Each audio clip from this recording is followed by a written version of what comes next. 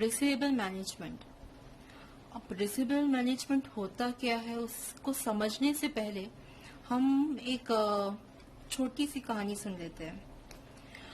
एक बंदा था, वो से मिस्टर ए, वो बिजनेस करता था, उसकी कंपनी थी एक, वो एक प्रोडक्ट बना के बेचता था, पर उसकी सेल्स बढ़ नहीं रहे थे। अब सेल्स बढ़ते तो उसको रेवेन्यू जनरेट होता, तो उसने सेल्स बढ़ाने के लिए, उसका दो ऑप्शन थे सेल्स के लिए, इधर वो कैश सेल करे या फिर क्रेडिट सेल। कैश सेल क्या हुआ कि तुमने सामान खरीदा और पैसे दिए, that is cash cell. Credit sale जो उधारी में सेल किया। अब उसने क्या किया, अपने सेल्स को इंक्रीज करने के लिए उसने अपने कस्टमर्स को क्रेडिट देने लगा। क्रेडिट देने से क्या हुआ, उसका सेल्स बढ़ने लगा। सेल्स बढ़ेगा तो ऑब्वियसली रेवेन्यू भी जनरेट होगा। तो पहले एक आया, सपोज मिस्टर, नाम दे दो उसको एक्स, ठीक है। तो मिस्टर एक्स ने कहा मुझे सामान चाहिए लेकिन मैं पेमेंट कर दूंगा 2 मंथ्स के बाद। उसने कहा ठीक है ले जाओ, 2 महीने के बाद पे कर देना। फिर आया एक मिस्टर वाई। वाई ने बोला मुझे भी सामान चाहिए और मैं पेमेंट कर दूंगा तुम्हें 3 मंथ्स में, ठीक है। वैसे ही आया मिस्टर जी, जिसने बोला मैं तुम्हें दे दूंगा पेमेंट 4 मंथ्स में। अब यहाँ पर हो क्या रहा है, सबसे पहली बात XYZ कौन हुए, वो उसके डेटर्स हुए, और जो डेटर्स से कंपनी का पैसा आने वाला है उसी को हम क्या बोलते हैं, रिसीवेबल, अकाउंट रिसीवेबल, ठीक है। अब हो क्या रहा है, मिस्टर ए ने उधारी पे सेल तो कर दी, 2 महीने में, 3 महीने में, 4 महीने में पैसे आने वाले हैं, पर क्या ये जरूरी है कि 2 महीने वाला बंदा मिस्टर एक्स 2 मंथ्स में पैसे रिटर्न कर देगा? हो भी सकता है कि वो ना दे, वो बोले 2 का 3 महीने हो जाए, 3 का 4 महीने हो जाए, और 4 महीने वाला डिफॉल्ट हो जाए, बैड डेट्स, राइट, उसको पैसा दे ही ना, तो हो सकता है। तो यहाँ पर उसका सेल तो हो गया लेकिन पैसा आ नहीं रहा है। तो यहाँ पर प्रॉब्लम क्या हो रही है, उसने कोई एक फिक्स पॉलिसी नहीं रखी है। उसने सबको उधारी तो देने लगा, लेकिन उसने ये नहीं सोचा कि अगर मैं सबको उधारी इतना देने लगा, कोई टाइप फिक्स पॉलिसी नहीं है, तो मुझे लॉस हो सकता है। अब मिस्टर ए क्या हो गया, वो बन गया चिंतामणि कि अब मैं क्या करूं, है ना, कि अब मैं कैसे अपने पैसे रिकवर करूं। तो उसने कुछ एक्स्ट्रा कॉस्ट भी इंकर करने लगा, जैसे कि एक बंदा उसने बिठा दिया जो इन सबका रिकॉर्ड रखता था। फिर इनको वसूली करने के लिए उसने किसी को हायर कर लिया जो इनका वसूली करके दे, तो एक्स्ट्रा बेड डेट्स हो गया, तो एक्स्ट्रा कॉस्ट भी आ रहा है, और एक्स्ट्रा कॉस्ट के चक्कर में उसको लॉस के चांसेस भी है। तो उसने सोचा कि अरे मेरे को एक ऐसी पॉलिसी बनानी चाहिए, एक ऐसा तरकीब निकालना चाहिए कि मैं क्रेडिट तो दूं, क्योंकि मैं क्रेडिट सेल दूंगा तो ऑब्वियसली कस्टमर अट्रैक्ट होंगी, लेकिन उतना ही क्रेडिट दूं जितना मैं बर्दाश्त कर सकता हूँ, जितनी मेरी क्षमता है उतना ही मैं क्रेडिट दे सकता हूँ, उतना ही क्रेडिट दूं जहां तक मुझे प्रॉफिट हो। जहां मेरे को लगे कि मेरे को लॉस हो सकता है अगर मैं इतना क्रेडिट दूंगा तो मुझे उतना नहीं देना चाहिए। तो इसी को जो हम करते हैं, इसी को जो मैंने जो भी बोला है, इसी को क्या बोलते हैं, रिसीवेबल मैनेजमेंट। रिसीवेबल मैनेजमेंट को क्रेडिट मैनेजमेंट भी बोला जाता है। अब उसका कॉन्सेप्ट देख लेते क्या है। Receivable management refers to set of policies, procedures and practices employed by a company, जो कंपनी सब फॉलो करती है, with the respect of managing sales offered on credit. यानी जो वो सेल कर रही है, क्रेडिट सेल कर रही है, उसके लिए उसकी जो पॉलिसीज है या जो प्रैक्टिसेस कंपनी अपनाई हुई है वो कैसी होनी चाहिए, वो हमें इस चैप्टर में पढ़ना है। From exam point of view ये 15 मार्क का क्वेश्चन आता है और बहुत सिंपल एंड बहुत स्कोरिंग टॉपिक है, वो क्यों? इसमें आपको सिर्फ एक फॉर्मेट है, एक फॉर्मेट को याद रखना है एंड आपके सम हो जाएगा। सबसे पहले हमें क्या दिया है? Credit policy. क्रेडिट पॉलिसी क्या होगा? अब कंपनी का प्रेजेंट पॉलिसी हो सकती है, या कंपनी के पास 2-3 ऑप्शन या ऑल्टरनेटिव्स रहे होंगे कि कौन सा पॉलिसी उसको चूज करना चाहिए, तो वही हमें इवेल्युएट करना पड़ेगा। तो इट विल डिपेंड कि कंपनी के पास कितने ऑल्टरनेटिव्स है, कितने पॉलिसीज है, तो वो हम यहाँ लिखेंगे।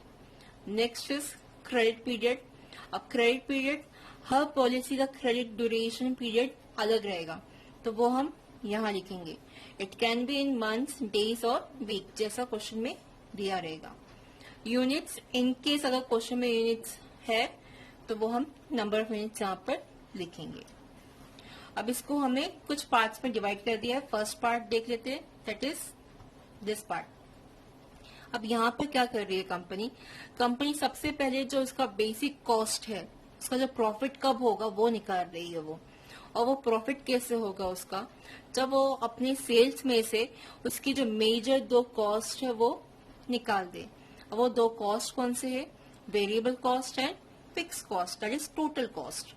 तो सेल्स में से वेरिएबल कॉस्ट अगर हम लेस करेंगे तो हमें मिलेगा कॉन्ट्रीब्यूशन, उसमें से फिक्स कॉस्ट लेस किया तो मिलेगा हमें बेनिफिट, और यू कैन से प्रॉफिट, जिसको मैंने नाम दे दिया है ए। तो यहाँ पर कंपनी को टोटल प्रॉफिट देखेंगे हम लोग। जब अपना कॉस्ट निकाल देगा तो कॉस्ट निकालने कितना उसको बेनिफिट आ रहा है, वो हमारा फर्स्ट पार्ट है। जो हमारा यहाँ पर सेकंड पार्ट है, वो सेकंड पार्ट एक एक्चुअली एक वर्किंग है जो हमें हेल्प करेगा यहाँ पर अपॉर्चुनिटी कॉस्ट निकालने के लिए। सेकंड पार्ट में हम क्या कर रहे हैं? पहले तो हमें टोटल कॉस्ट निकालना है। टोटल कॉस्ट कैसे मिलेगा? Variable cost plus fix cost, जो हमने यहाँ पे ऊपर ऑलरेडी निकाला होगा वही हमें ऐड करना है। उसके बाद हमें क्या निकालना है? एवरेज इन्वेस्टमेंट इन रिसीवेबल। अब उसका एक फॉर्मूला है। अब फॉर्मूला क्या है? Total cost into CP. CP क्या है? क्रेडिट पीरियड, जो हम ऊपर लिख रहे हैं, divide by number of days, months और वीक, जो भी क्वेश्चन में दिया रहेगा। अब मैंने इसको ब्लैंक इसलिए छोड़ा हुआ है इन दोनों को, द रीजन इसके अभी तो मेरे पास क्वेश्चन नहीं है, और हम लोग इसकी सॉल्व करने के 2 तरीके हैं। इन केस हमें टोटल कॉस्ट दिया हुआ है, टोटल कॉस्ट यानी वेरिएबल एंड फिक्स दोनों भी हमें दिए हुए हैं, तो मेरा फॉर्मूला बन जाएगा total cost into credit period divide by months, days, week. अगर मेरे पास कोई भी एक कॉस्ट नहीं, सपोज फिक्स कॉस्ट नहीं है, तो मैं यहाँ पर टोटल कॉस्ट नहीं ले सकती हूँ। तो यहाँ पर मैं क्या लूंगी? तब मैं लूंगी सेल्स। तो मेरा फॉर्मूला क्या हो जाएगा तब? Sales into credit period divide by months, days और वीक, जो क्वेश्चन में दिया रहेगा। जो नेक्स्ट पार्ट है वो है कॉस्ट ऑफ एक्सटेंडिंग। अब कॉस्ट ऑफ एक्सटेंडिंग, यहाँ पर हमने ऑलरेडी टोटल कॉस्ट निकाला हुआ है, राइट? तो वो छोड़ के और क्या एक्स्ट्रा कॉस्ट आ रहा है कंपनी को, वो हमें देखना है। सबसे पहले है अपॉर्चुनिटी कॉस्ट। अब अपॉर्चुनिटी कॉस्ट क्या हुआ? अगर मैं सिंपल वर्ड्स में बोलूं तो अपॉर्चुनिटी कॉस्ट को तुम वो कॉस्ट बोल सकते हो अगर कंपनी ने क्रेडिट सेल नहीं किया रहता। तो अगर क्रेडिट सेल कर रहा है तो उसको एक आदमी को, जैसे मैंने बताया, एक आदमी को बिठाना पड़ेगा जो उसका अकाउंट्स मेंटेन करे, कोई बंदे को हायर करे, राइट? तो वो खर्चा जो वहां पर कर रहा है वो वहां ना देके के वो पैसा कहीं और इन्वेस्ट करता, तो वहां से उसको इंटरेस्ट मिलता। उसको हम क्या बोलते हैं? Opportunity cost. यानी यहाँ पर जो डाले हुए पैसे उसको यहाँ ना डाल के हमने कहीं और अगर डाले होते तो वो हम उसको अपॉर्चुनिटी कॉस्ट बोलेंगे। तो अपॉर्चुनिटी कॉस्ट जो है वो हमेशा आपको क्वेश्चन में दिया रहेगा, एंड वो हम किस पे निकालेंगे? एवरेज इन्वेस्टमेंट इन रिसीवेबल पे। इसके लिए हम वर्किंग कर रहे हैं। नेक्स्ट कॉस्ट ऑफ एक्सटेंडिंग क्या होगा? Bad debts. बैड डेट्स होने के चांसेस है, वो उसका भी परसेंटेज या रेशियो हमें दिया रहेगा, एंड इसके अकॉर्डिंगली हम बैड डेट्स निकालेंगे। Next collection and administration cost. जैसे कि मैंने कहा, हमें कलेक्शन के लिए किसी बंदे को हायर करना होगा, या किसी एडमिनिस्ट्रेटिव वर्क में अगर मेरे रिसीवेबल्स बनेंगे तो मेरे को बुक्स मेंटेन करने पड़ेंगे। बुक्स मेंटेन करने के लिए मुझे एक एडमिन स्टाफ की जरूरत पड़ेगी, तो मेरे वो कॉस्ट भी बढ़ जाएंगे। यहाँ पर और भी कॉस्ट आ सकते हैं, लाइक कैश डिस्काउंट अगर कंपनी दे रहा है तो वो भी हम यहाँ पर लेंगे। उसके बाद हमें क्या करना है, टोटल कॉस्ट ऑफ एक्सटेंडिंग निकालना है, जिसको मैंने नाम दे दिया बी। उसके बाद क्या मिलेगा हमें, नेट बेनिफिट। और नेट बेनिफिट कैसे मिलेगा, जो हमने पहले टोटल बेनिफिट निकाला है ना ए, और बेनिफिट में से हमने कॉस्ट ऑफ एक्सटेंडिंग भी निकाल दिया, यानी ए माइनस बी, तो हमें क्या मिलेगा, नेट बेनिफिट। नेट बेनिफिट के बाद हमें निकालना है इंक्रीमेंटल बेनिफिट एंड लास्ट में कंक्लूजन। ये दोनों में आपको जब हम सम करेंगे तो मैं एक्सप्लेन करती हूँ। तो हम लोग अभी सम देख लेते हैं। अब यहाँ पर एक क्वेश्चन है। क्वेश्चन ऐसा है कि प्रेजेंट सिचुएशन दिया हुआ है कंपनी का। वो प्रेजेंट सिचुएशन में सेल्स उनका है 50 lakh, variable cost is 40 lakh, fix cost is 6 lakh. तो उनका जो प्रेजेंट सिचुएशन है वो लोगों ने हम लोग को इन्फॉर्मेशन दी हुई है। आगे प्रपोज पॉलिसी। अब कंपनी के पास 2 पॉलिसी है और ऑप्शन है, फर्स्ट एंड सेकेंड। एक का है 45 डेज, दूसरे का 60 डेज। उससे 56 लाख का सेल्स हो सकता है और एक का 60 लाख का सेल्स। अभी जो है कंपनी को सेल्स हो रहा है 50 लाख का, अगर और क्रेडिट पीरियड उसका दे है 30 डेज। अगर वो प्रपोज पॉलिसी फर्स्ट चूज करता है तो उसका क्रेडिट पीरियड इंक्रीज हो जाएगा, लेकिन साथ साथ क्या हो रहा है, उसका सेल्स भी इंक्रीज हो रहा है।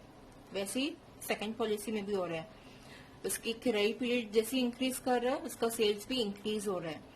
तो सेल्स इंक्रीज हो रहा है, लेकिन क्या उसको रेवेन्यू ज्यादा प्रॉफिट हो रहा है कि नहीं हो रहा है, वो हमें चेक करना होगा।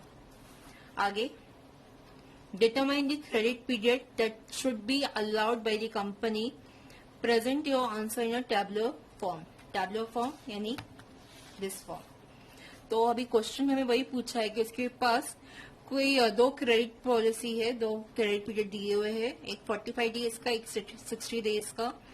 इसमें से कौन सा बेटर है, कौन सा कंपनी को चूज करना चाहिए। एज्यूम 360 डेज, तो हम लोग यहाँ पर जो टोटल डेज रहेंगे वो 360 डेज रहेंगे। Calculation should be made up to 2 digit after decimal, यानी पॉइंट के बाद हमें सिर्फ 2 डिजिट लेना है, इसके आगे नहीं। The company expect pre tax return on investment at 25%। एक क्या हुआ, मेरा अपॉर्चुनिटी कॉस्ट निकालने के लिए मेरा परसेंटेज दे दिया, दैट इज 25%। तो क्वेश्चन सोल्यूशन स्टार्ट करते हैं।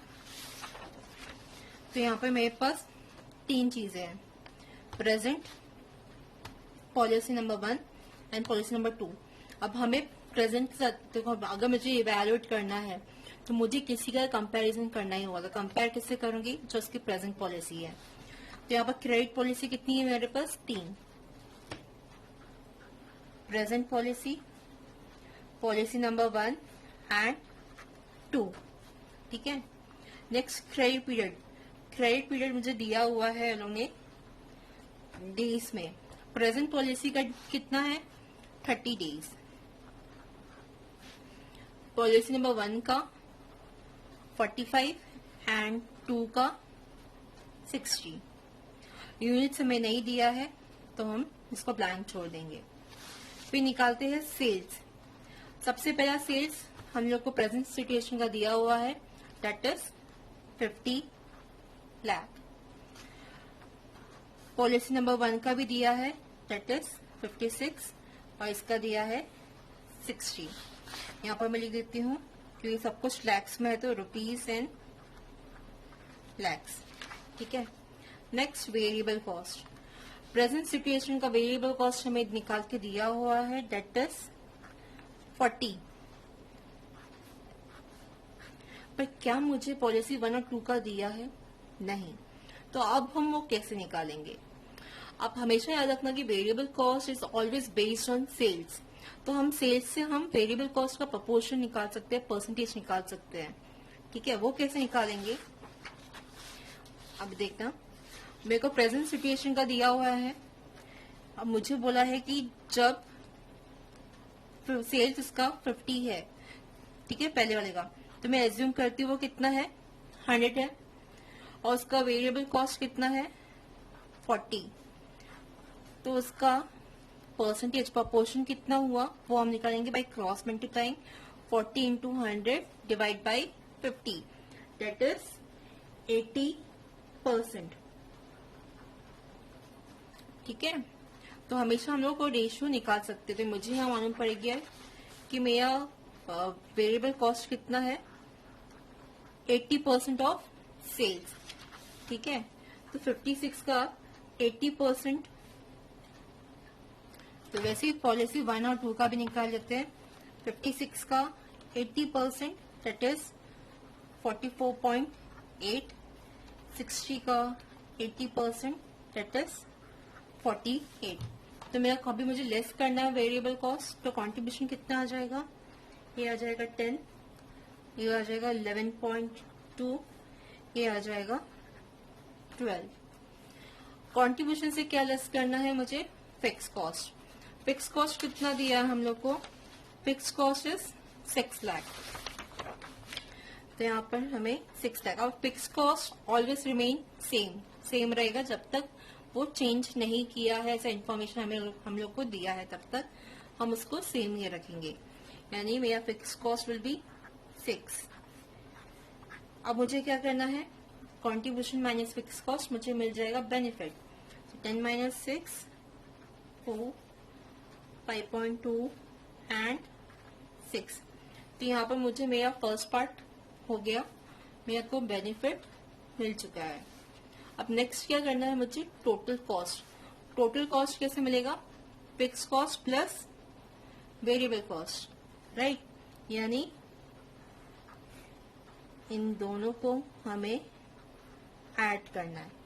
ठीक है, तो मेरा पहले का आ जाएगा 46, नेक्स्ट का आ जाएगा 50.8 और इसका आ जाएगा 54।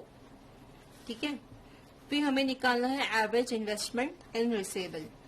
अब मैंने कहा था इसके दो तरीके, इधर हम सेल्स से निकालेंगे या टोटल कॉस्ट से। यहाँ पर मेरे पास टोटल कॉस्ट है, तो यहाँ पर मैं टोटल कॉस्ट से निकालूंगी। Total cost into credit period divide by total number of days, months और वीक। यहाँ पर हमें टोटल डेज कितना एज्यूम करने बोला है, 360 डेज। तो यहाँ पर हम लिख देंगे 360 डेज। तो टोटल कॉस्ट मैंने अभी निकाला कितना है, 46। इसका क्रेडिट पीरियड कितना है, 30 डिवाइड बाई 360। इसका भी कर लेंगे 50.8 इंटू इसका credit period is 45 divide by 360। इसका ये 54 into 60 divide by 360।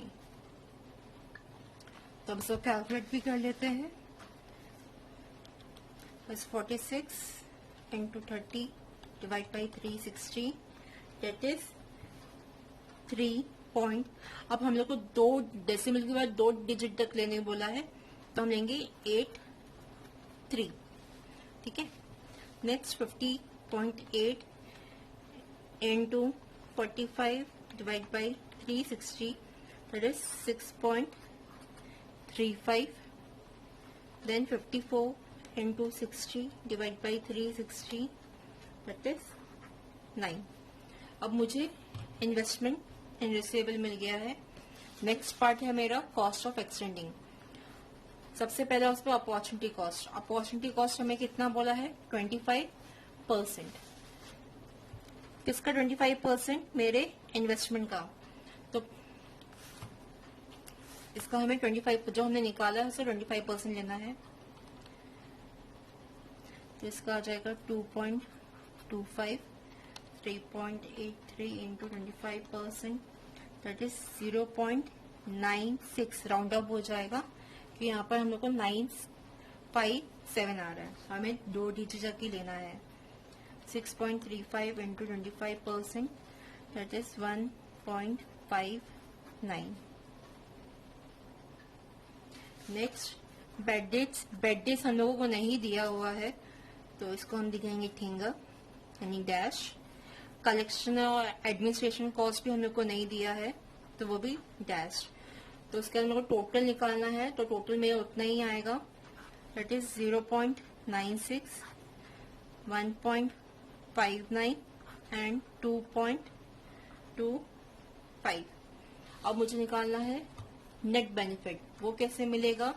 A minus B, यानी दिस माइनस दिस। ठीक है, तो पहले का आ जाएगा 3.04, next 5.2 minus 1.59, that is 3.61, next 6 minus 2.25, that is 3.75। यानी इतना नेट बेनिफिट तो मुझे दिख रहा है, तीनों तो पॉजिटिव आया है, राइट। लेकिन अब कंपनी डिसाइड कैसे करेगी? वो कंपैरिजन करेगी। कैसे कंपैरिजन करेगी? अभी जो उसको प्रॉफिट, जो बेनिफिट हो रहा है, उसके मुकाबले उनको अगर दूसरी पॉलिसी लेती है तो उसको कितना प्रॉफिट होगा, जिसको हम बोलेंगे इंक्रीमेंटल बेनिफिट।